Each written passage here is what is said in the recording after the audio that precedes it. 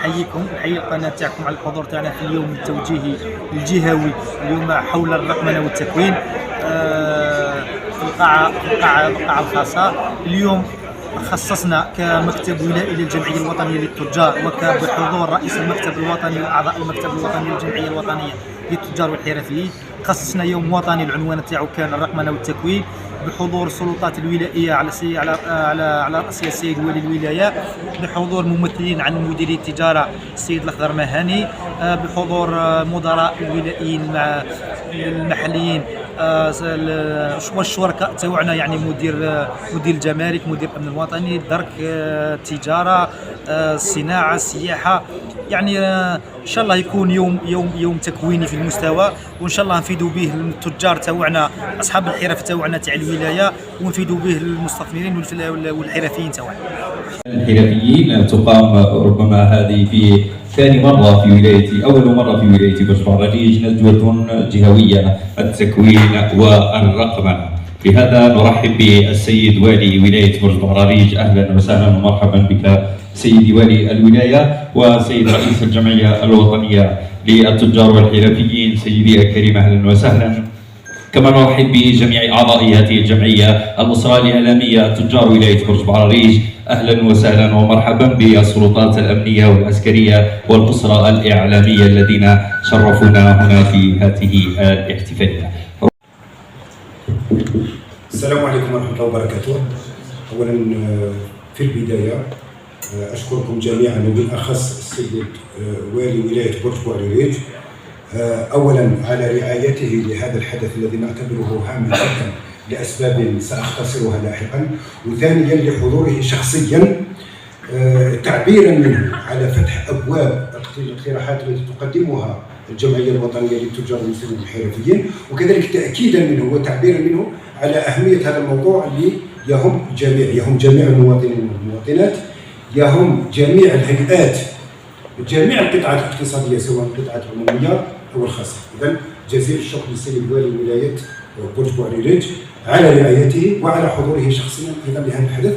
واشكر بالمناسبه ايضا ممثلي جميع الهيئات الرسميه والادارات المحليه وسائر تجار اعضاء الجمعيه الوطنيه سواء من ولايه برج بعرجيج او ممثلي المكاتب الولائيه الذين حضروا او يحضرون معنا هذا اللقاء. يعني احاول ان اختصر.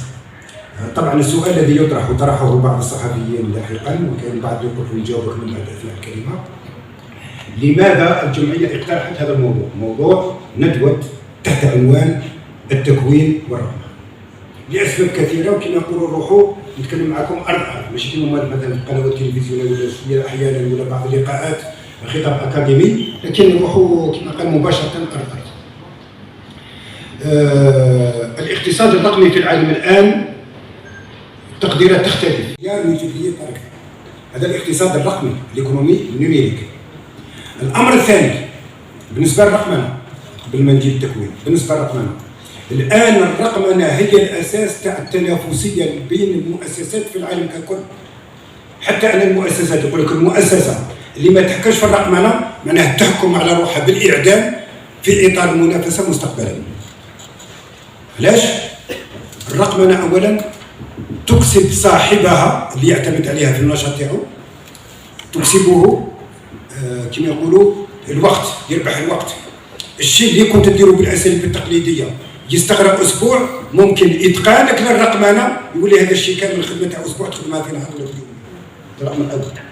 الامر الثاني، من خلال الرقمنه تقل نسبه الخسائر والاخطاء في جميع النشاطات الاقتصاديه، وعندما اقول النشاطات الاقتصاديه جميع المهن، الحرفيات، الحرفيين،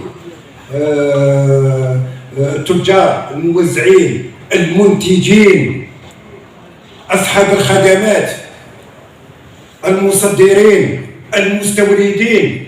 أي نشاط من هذه الأنشطة عندما يعتمد صاحبها على الرقمنة معناه أن الأخطاء والخسائر تقل بنسبة كبيرة. الأمر الآخر بالرقمنة نقضي على مرضين اقتصاديين، ولكن نقول عقبتين امام التنميه الاقتصاديه. يتم القضاء من خلال الرقمنه اون بو ايراديكي كما يقولوا دو زوبستاكل اللي كامل المتعاملين يشتكوا منه. احيانا حتى المواطنين موظفين ماشي تجار ولا حرفيين يشتكوا منه. واش هي؟ زوج حاجات دائما نشتكوا منهم، البيروقراطيه والفساد. هكذا حتى السيد رئيس الجمهوريه في كل لقاءاته ومجالس الوزراء في كل لقاءاته لابد من ترقيه ولا تقويه الاجراءات الخاصه بالقضاء على البيروقراطيه والفساد. احنا واش نقولوا وكامل يقولوا في العالم احسن طريقه وانجع وسيله وانجح طريقه للقضاء على البيروقراطيه والقضاء على الفساد هو اعتماد الرقمنه. على تصير الان في العالم كامل يقول غير واحد يجي ضد الرقمنه ولا يعرقل اجراءات نتاع مسؤول ولا تاع اداره ولا تاع حكومه ولا في اي منظومه اقتصاديه يعرقل السير تاع الرقمنه نتاعها، عرف باللي ينتمي الى العصابه. هذه في كل دول العالم الان. جميع الهيئات الفاسده، جميع العصابات البونديه، المزورين، الغشاشين يحاربون الرقمنه. لماذا؟ لان الرقمنه تقضي على الاسباب التي تؤدي الى الفساد. زياده الى البيروقراطيه اللي نشتكوا منها مثلا. كاين بعض الاحيان بعض التجار يقول لك يا ودي كيف الاداره، الدوله، الوزاره، الولايه دايرين بيروقراطيه. هو لو كان تعطي له ابسط حاجه باش يتجنب البيروقراطيه، تقولوا مثلا الشيء اللي كنتكلم عليه السيد ممثل مدير التجاره، تقولوا هيا نبداو القضاء على البيروقراطيه في انفسنا. انت في البيع والشراء نتاعك ابدا تعتمد الى لا ما نعرفش ما تدخلش عليها. اذا محاربتك للبيروقراطيه ولا شكواك للبيروقراطيه كذب. لو كان صح نبدا، وخاصه ان احنا شعار ماشي قاعده، ماشي قضيه. اذا حبينا التغيير يبدا من انفسنا. تصيب احيانا عندنا عقليه نتاع 1800 و 1700 ونحوسوا قال السلطه ولا الاداره ما ديرش رقمنه. هناك مسؤوليه تاع الاداره، هناك مسؤوليه تاع السلطه، هناك مسؤوليه تاع الحكومه، لكن ما ينساوش ان تمت هناك العديد من الخطوات في مجال تعميم الرقمنه من طرف السلطه.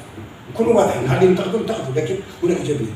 كاين ما يقارب 600 منصه رقميه تابعه للحكومات، تابعه للهيئات المحليه مثل الجمارك مثلا، الحمايه المدنيه، المؤسسه الخاصه بتوزيع الكهرباء زون الغاز، الوزارات كثيره، وزاره التجاره الى اخره.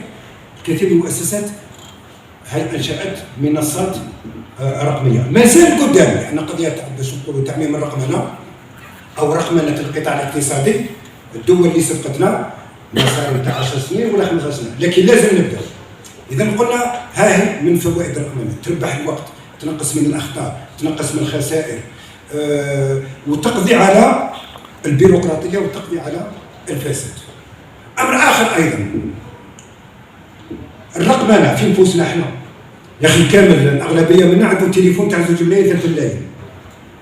هكذا ولا مش هكذا؟ حتى احيانا طفل صغير تعطي له تليفون تاع حطبه ممكن يقول لك لا. واش معناتها تليفون تاع 2 ملايين 3 ملايين؟ معناه تقدر دير فيه ديزابليكاسيون وتقدر تستفاد منه. الدول المتطوره الان ماشي الدول، ما نتكلمش على الدول، نتكلم على المتعاملين خواص، تجار، حرفيين. في الكثير من الدول المتطوره الهاتف نتاعو هو المكتب، هو المحل التجاري، هو المصنع، هو القائمه تاع الزبائن، هو القائمه تاع الممولين، هو مام في الهاتف نتاعو كاين لو ريزو بروفيسيونيل تاعو، كاين شبكه العلاقات، الشبكه المهنيه نتاعو، كل واش يحتاج. نحوسوا قضيه تاع حاجات تكون واقع، ولذلك اعلن رسميا امامكم امام السيد الوالي نعطوا مهله قبل نهايه السنه اول خاليه في الرقمنه اللي تحاول باش تعمل من اجل انشاء تتصل بالجامعات، ونعطي لهم التكليف باش يقدروا يتصلوا باي جامعه في اطار قانوني. اي اول خاليه لتوفير الشروط لتعميم الرقمنه في جميع النشاطات بما فيها التكوين تكون في مدينه البرج. والبرج مش غريبه، انا عندي 20 سنه ولا 30 سنه واللي نسمع مدينه البرج ممكن تكون عاصمه الالكترونيات.